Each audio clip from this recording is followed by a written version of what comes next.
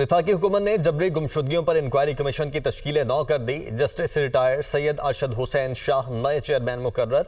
Commission को अब तक जबरी गुमशुदगियों के 10,607 केसेज मौसूल, 8,770 निपटा दिए गए।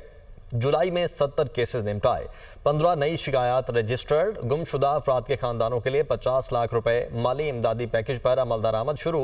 चेयरमैन अरशद हुसैन शाह ने लाहौर कराची में 50 से ज्यादा केसेस की समाअत की। खैबर पख्तूनख्वा, सिंध, इस्लामाबाद के लिए रिटायर्ड जजेस को बतौर मेंबर्स तैनात किया गया। चेयरमैन ने तमाम सूबों और इदारों को बरवक्त रिपोर्ट जमा करवाने पर जोर दिया।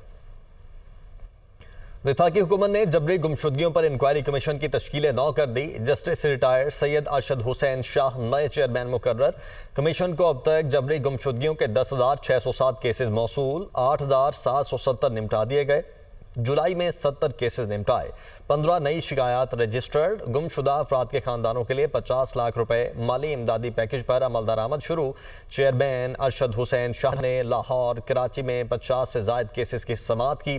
खैबर पख्तूनख्वा, सिंध, इस्लामाबाद के लिए रिटायर्ड जजेस को बतौर मेंबर्स तैनात किया गया।